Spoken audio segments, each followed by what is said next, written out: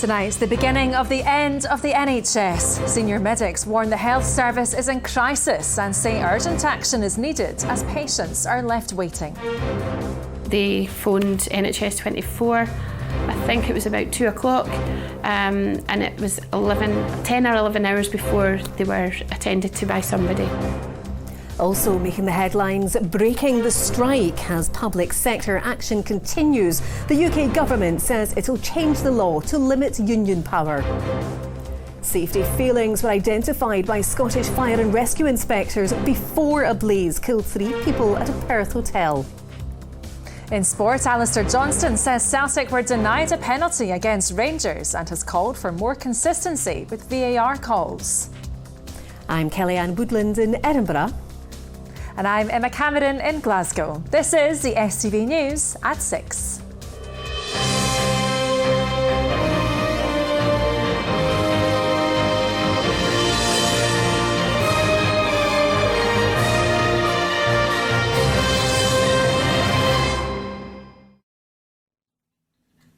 Good evening. Is it the beginning of the end for the NHS? That's the feeling amongst senior medics who told STV News the health service is in an existential crisis over long waiting times and staff burnout. The Society for Acute Medicine is pleading with the Scottish Government to increase investment in the workforce and social care to avoid the NHS crumbling.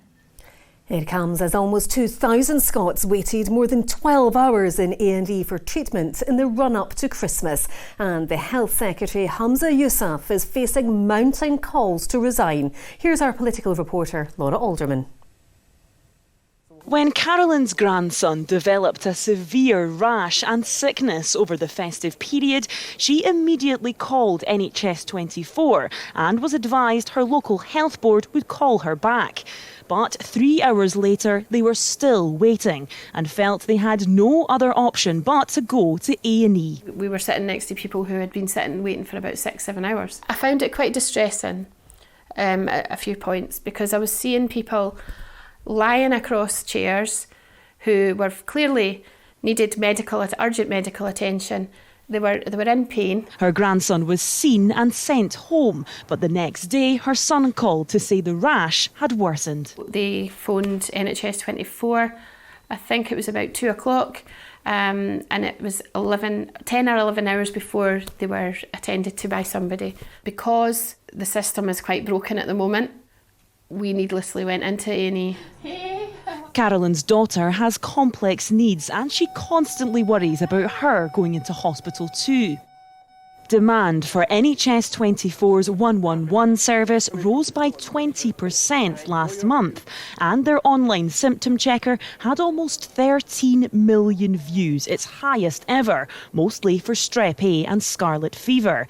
It comes as almost 2,000 Scots spent more than 12 hours waiting in A&E in the week leading up to Christmas, the highest ever total in a single week. It feels like we're almost in an existential crisis now in acute care. And a tipping point where unless there's real action, then this feels like potentially the beginning of the end of the NHS as we know it. I've been a consultant now for 12 years, and I and colleagues across Scotland and the UK have never seen anything like this before. Today, NHS Lanarkshire announced many of their GP practices will now be open on Saturdays. But whether such measures will be enough to relieve pressure on the healthcare system and the exhausted staff working in it remains unclear. Laura Alderman, STV News. The UK government is proposing new strike laws to maintain minimum safety levels in fire, ambulance and rail services. Business Secretary Grant Shapps is calling on unions to scrap their strike plans and start negotiations. Unions say the government has refused to negotiate on pay, and Labour and the SNP say they will oppose the plans. Well, our political editor Colin Mackay is with us now. Colin, what does this mean? Well, this comes amid a raft of strikes, and it won't actually affect them directly because it will take time to get through Parliament. The Conservative government has made it clear for a long time that they plan to crack down on strikes and that they will introduce minimum levels of safety for critical services, specifically in this case fire, ambulances and the rail network. Now, there will be other voluntary arrangements and agreements for other health services, for education and for other transport services, and that would stop them completely shutting down on strike days. Employment laws are reserved to Westminster, so even in devolved areas like the NHS and like education, these would still apply. Labour and the SNP, as you say, will oppose it, and the unions say this is an attempt to break the strikes rather than resolve disputes. There's nothing wrong with having minimum safety levels involved when it's a question of life and death. And if, for example, you've got somebody who has a heart attack, maybe a stroke, the idea that there may not be an ambulance coming because there's a strike on, I think is unacceptable. We'll look at what they bring forward, but if it's further restrictions, then we will repeal it. And the reason for that is I do not think that legislation is the way that you bring an end to industrial disputes. You have to get in the room and compromise. The SNP will vigorously oppose any immoral anti-strike legislation from the UK government. These key workers that we clapped during the pandemic will now be subject to a chokehold of employment rights that we simply cannot allow to happen. Our reaction is this is a desperate move by a government that's out of touch with what's going on in society at the moment. People are, despite us having some of the strongest trade union laws in Europe, people are organising in their workplace to get the pay rises they deserve, and they'll carry on doing that. And Colin, where are we with strikes right now? Well, there's still strikes in the railways because of the dispute between the RMT and Network Rail. We're expecting to see teachers to back out on strike the week after next, and nurses have already been on strike in the rest of the UK, although not in Scotland yet. But the RCN members here have rejected the improved pay offer from the Scottish Government. The RCN board in Scotland are due to meet next week to set strike dates for Scotland. So we could see strikes in Scotland's hospitals by the end of January. Although the Health Secretary held talks with the RCN today, and Hamza Yousaf is due to make a statement to MSPs next Tuesday when they come back from the Christmas break. And that's a Christmas break that has seen record waits in accident emergency in a crisis at NHS. Indeed, Colin. Many thanks for that. A catalogue of fire safety failures were identified at the Perth hotel where 3 people and a dog were killed in a blaze. The city's New County Hotel was ordered to make 21 improvements after an inspection by Scottish Fire and Rescue on the 12th of December.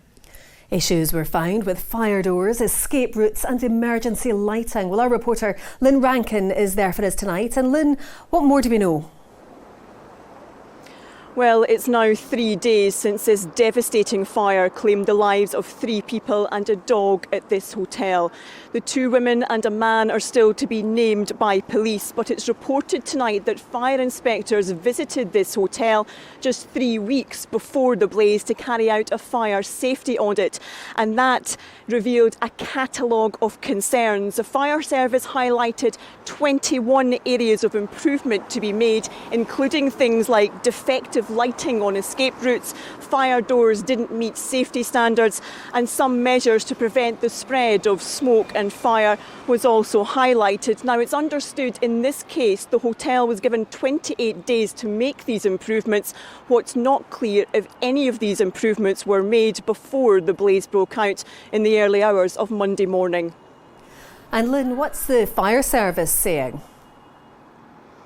Well, the Scottish Fire and Rescue Service wouldn't be drawn on the specifics of this report, saying only that a joint investigation is still underway and it wouldn't be appropriate to comment further at this time.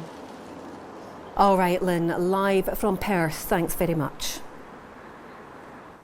We're only 5 days into 2023, but for many at the sharp end of the cost of living crisis, the new year has brought with it the same challenges. After an expensive festive period, many are counting the costs and wondering how they'll get through the coming months.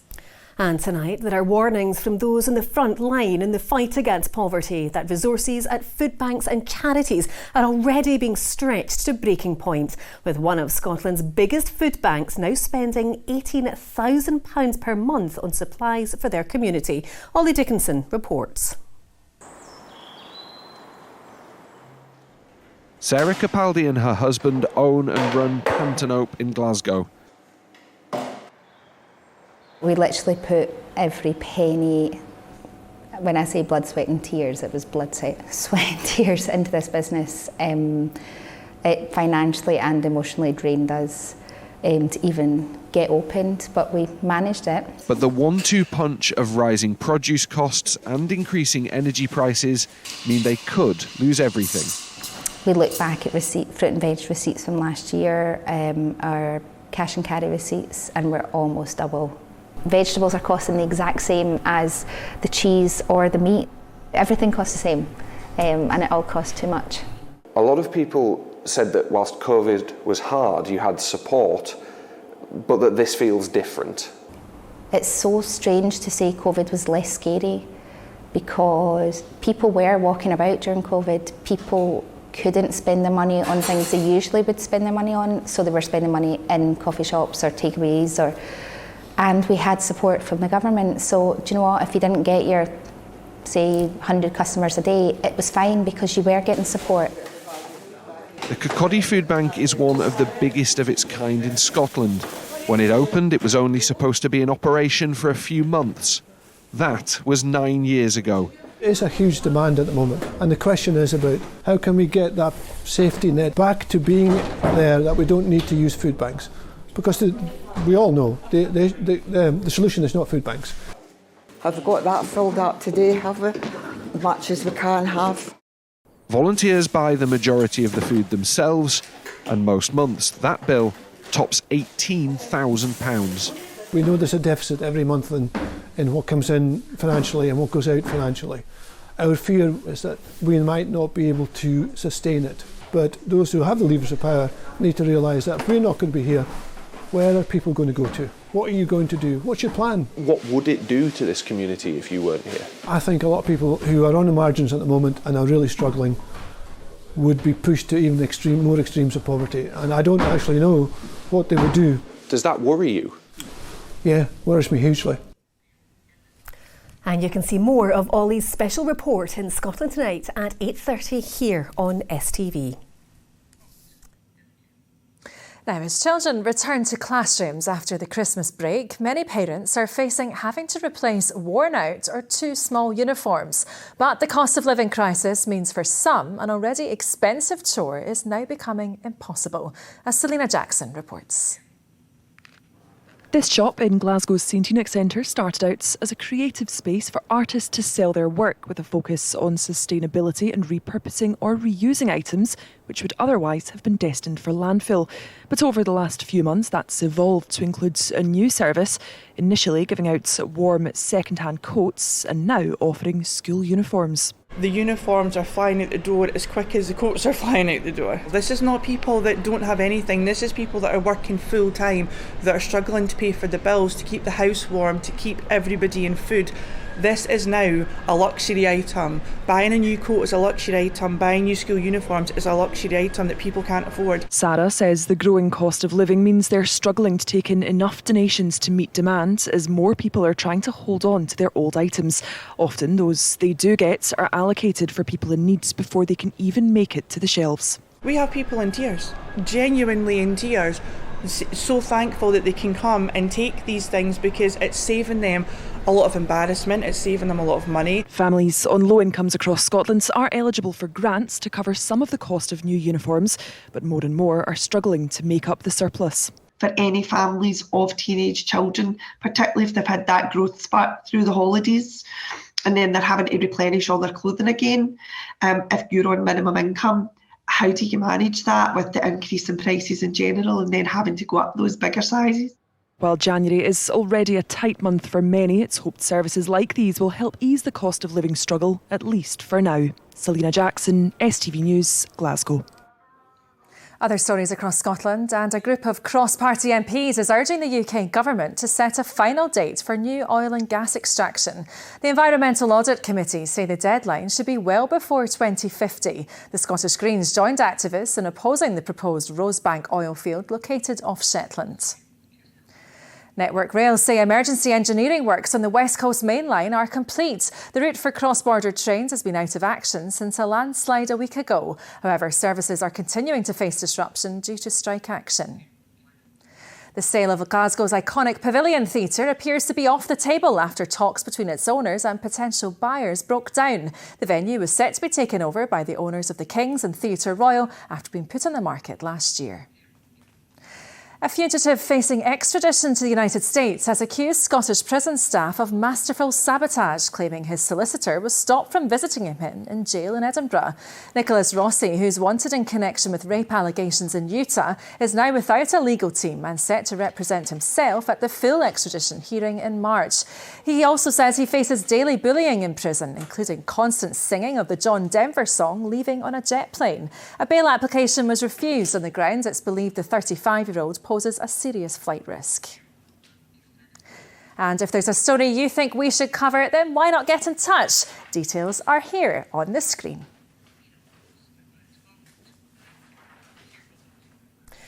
Now, Catholics in Scotland have paid their respects to the late Pope Benedict XVI, who was laid to rest at the Vatican today. Archbishop of Glasgow, William Nolan, said he would remember him as a Bavarian gentleman. His visit to Scotland in 2010 was the first papal visit in 28 years. The former leader of the Catholic Church later made history by becoming the first pope to retire in 600 years. Our special correspondent Bernard Ponsonby has more. Today, in death as in life, Benedict spoke to the traditional. The unconventional nature of his resignation ensured his successor led the prayers of thanksgiving for his life and vocation. Benedict was the first pope to witness the election of his successor in 600 years. His was a papacy short in service, long in controversy, but which spread the Church's message to shores near and far. His visit to Scotland was a visible affirmation of faith by Scotland's Catholics in an age of creeping secularism. Those who continued to worship gave thanks for his life today.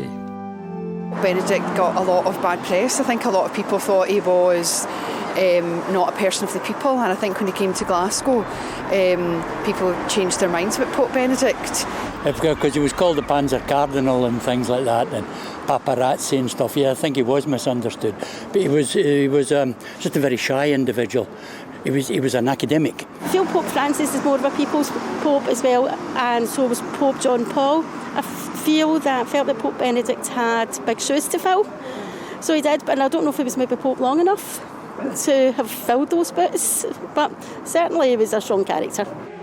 Personally, I remember him as a gentleman, as a very kind and considerate man, which wasn't, of course, his public persona. Certainly before he became Pope, he was known in the media as kind of God's Rottweiler.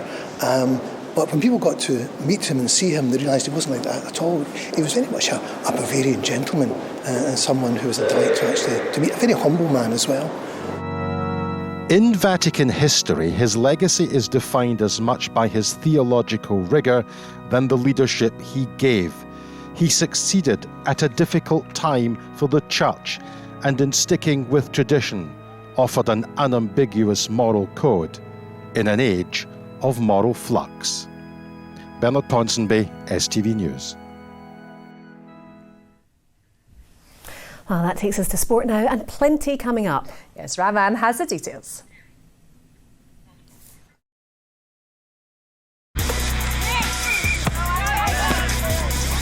Get your fill of the action. STV Sports, sponsored by Papa John's Pizza. Good evening to you all. Celtic defender Alistair Johnston believes his side should have been awarded a penalty against Rangers and has called for more consistency with VAR calls. The Canadian international made his debut in the Old Firm derby and says he relished the occasion. Here's Roddy Charters. This is the incident which has continued to cause debate since Monday's derby. The VAR check for handball on Rangers defender Connor Goldson. John Beaton was not instructed to have a second look by the video assistant referee. But speaking at Hampden today, Celtic's Alistair Johnson says the Parkhead club were denied a penalty. It happened so quick you couldn't really tell, and then obviously we were waiting for the throw and they said he was looking at potential handball, and I said, okay, that kind of made sense because something did not feel right about what happened in there. I think it's hard to argue that that is a natural hand position. So yeah, as a defender especially, you put your hands up there, you generally run the risk. So for me, obviously, I thought it was a pen. The Canadian impressed at Ibrox on his Celtic debut and admits he's never experienced anything like it. And you could just see the passion that was there, especially our fan base as well, the 750 brave souls that went in there. You know, they made us proud as well. Just an atmosphere that you won't forget. And, you know, it's actually, my mom had asked and she was saying, oh, I wish we could have been there. And I said, you know what, Mom, like, I really don't think I would have let you go to that one, Mom. But so that was pretty funny with that. But yeah, no, it was everything that I was expecting and more. Meanwhile, Rangers' Adam Devine insists Michael Beale has introduced a new level of intensity to training since taking over from Giovanni van Bronckhorst, something the defender admits will stand the Ibrox club in good stead for the second half of the season. He's very demanding in training and that, yeah. It's like competitive every day in training, so you need to win basically, and that sets you up for the games on a Saturday. Everybody's just driving standards, everybody wants to be the best player in training, so it's setting a real mood around the group that every day we go into training has to be an intensity to the training sessions. Ronnie Charters, STV News. Robbie Nielsen hopes playing with three of his Australian international teammates will persuade Garang Kuol to join Hearts on loan. The 18-year-old, who recently completed a move to Newcastle United, held talks with the club today, and Hearts are hopeful of securing him until the end of the season. Here's Jamie Borthwick. A warm embrace from Sporting Director Joe Savage today, but will Garang Kuol and his representatives be shaking hands on a move to Tynecastle? The teenager's been making waves down under, featuring twice for the Socceroos at the World Cup. His new club, Newcastle, want him to learn his trade on loan, with Hearts competing with sides from the English Championship to sign him. We're an hour and a half from Newcastle.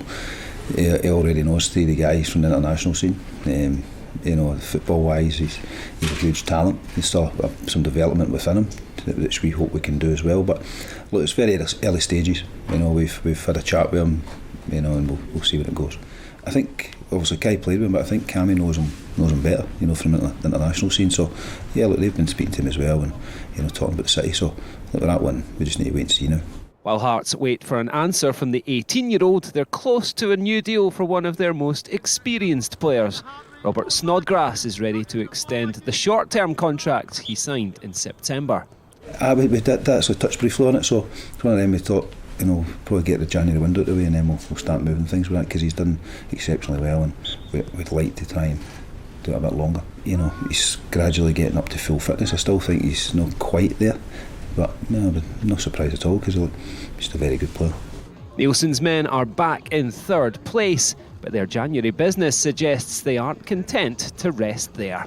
Jamie Borthwick, STV News. News from Hibernian now, and midfielder Cal McGuinness says there was nothing shocking about manager Lee Johnson's plan to clear some players out of the club. Following their defeat to Hearts, the Easter Road boss was severely critical of his team and previous signings at Hibs. I think it's come out worse than what it was about like the 10 players that need to go or whatever, but he's already had like individual conversations with those players previous to the game, so everybody knew where they stood. By the way it's came out, it's looked as if he's just said 10 players need to go, but it's not like that. From football to rugby, and Scotland international Adam Hastings is a major doubt for the Six Nations after sustaining a shoulder injury which will require surgery. Hastings picked up the injury while playing for Gloucester. The Scots kick off their campaign away to England next month. And that opener is a match you can see live right here on STV. So that is all your sport tonight. That is always on our website, stv.tv/sport. I'll see you again tomorrow.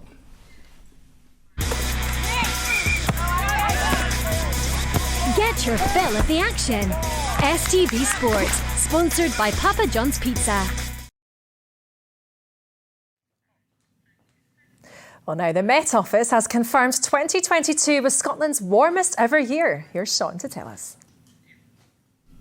Well, I'm sure you can remember the cold weather we had at the start of December, which dragged down the monthly average. So December actually ended up colder than average, but January, February, March, April, all the months last year were above average. So it's no surprise to find out that last year was record-breakingly warm for Scotland.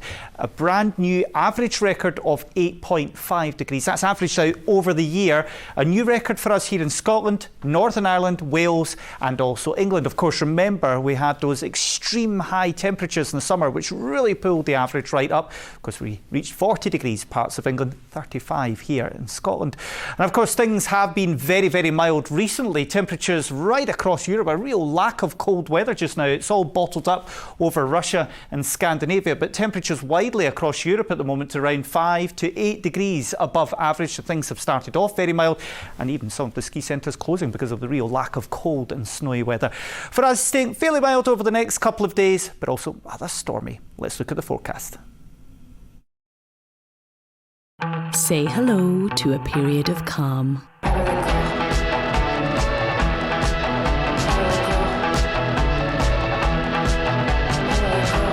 Sponsors STV weather.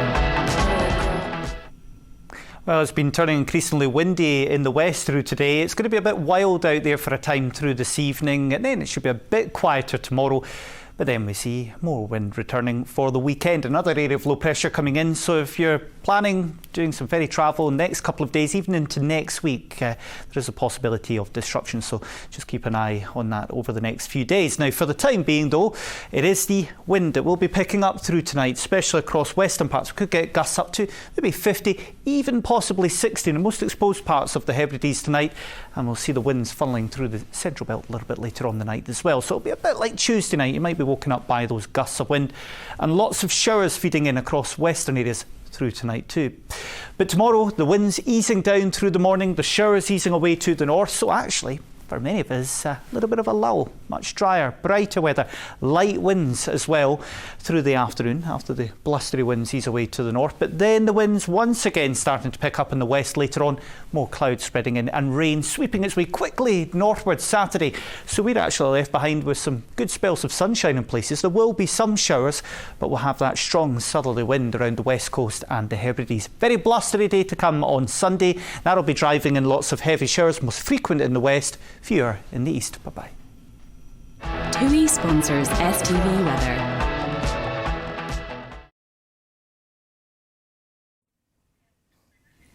And that's all from us for the moment. Don't forget, Scotland Tonight at 8:30 with more on the cost of living crisis. Yes, but from all of us here, thanks for watching. Enjoy the rest of your evening. Bye-bye. Bye-bye.